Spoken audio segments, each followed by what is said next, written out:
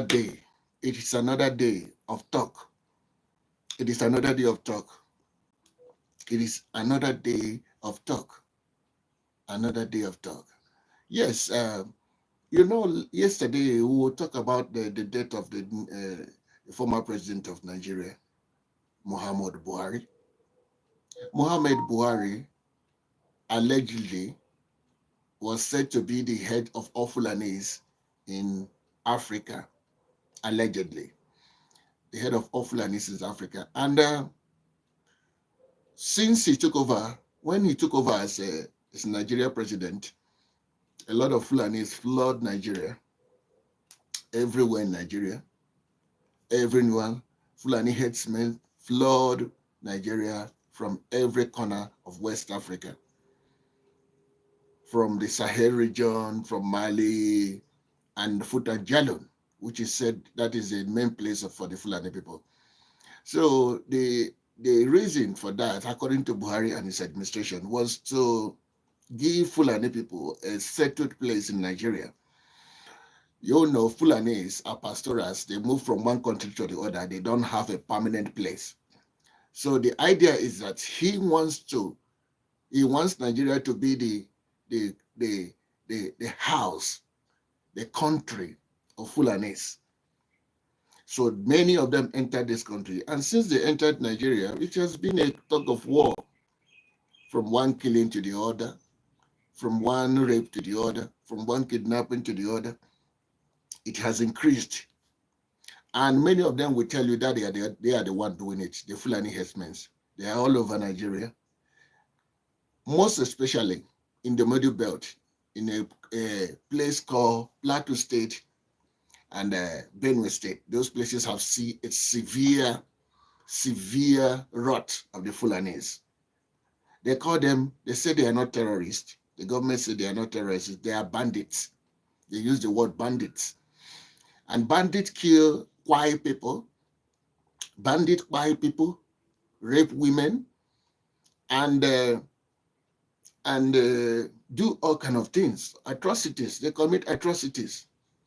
But the government say they are bandits. They are bandits. They are not terrorists. But we know that even they have committed more than what a terrorist could commit. So because they are in power, a lot of people respect them.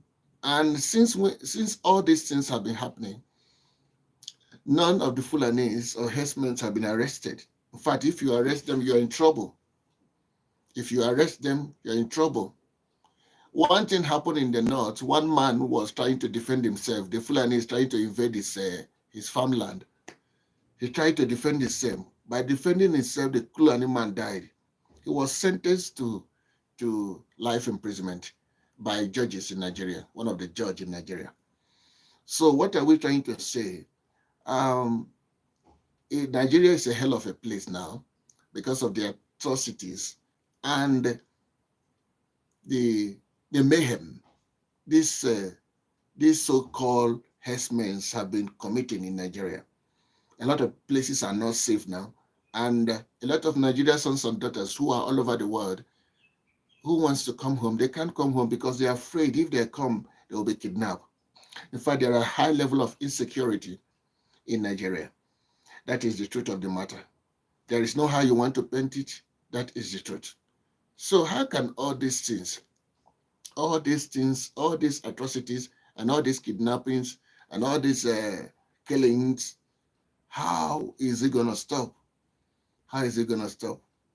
A lot of us are thinking that Nigeria should just split into some few countries so that there'll be a region, each country will have its own place to secure its people, to plan for its own place, just like Singapore and Malaysia separated. Malaysia and Singapore used to be in one country, but they come up one day without fighting and without killing anybody. They separated, and today both Malaysia and Singapore are doing extremely well. In fact, Malaysia is one of the largest economy in Asia. So Singapore, the two economies have developed, the two countries have developed. No one is killing each other. They are riding together. They are moving together. So that's what the idea of Mazen Nandekalo and the IPOB is, to have a sovereign state of Biafra so that uh, Biafra people can stay on their own. You know, they fought a war in 1967 to 70. They lost that war because they were starved by the Nigeria and its Western allies. Still today, after close to 50 years, the same agitation have rise again. The same people have started crying for each country. I think if Nigeria is a Pan-Africanist country and its leaders, they should consider giving a referendum to Biafra Republic. A referendum. That's what Nnaji Kale has been crying and asking the Nigeria government, the the ECOWAS, Africa Union, and the UN to give them a referendum. In fact, he said if a referendum is conducted and Nigeria won, he said he will drop his agitation. That's what he said. Today, Nigeria doesn't listen to anybody, and the Nigeria government doesn't listen to anybody. So Nnamdi Kanu is still languishing in the DSA dungeon. It's a dungeon. It's not a correctional center. It's a dungeon. A dungeon in Nigeria DSS. Nnamdi Kanu is still there after winning the Nigeria government in courts for 6 places. But the Nigeria government refused to release him. He refused to release him. So what we're asking is that Nnamdi Kanu should be released, and the referendum should be given to the people of Biafra so that we can have a sovereign state of Biafra. That will help Africa a lot and Nigeria people a lot. That will help the black race. Biafra as a country will assist the black race because the Igbos are entrepreneurs with all their cousins who are called Biafrans.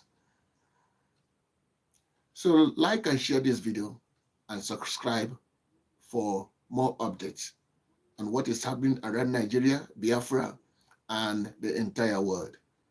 Thank you.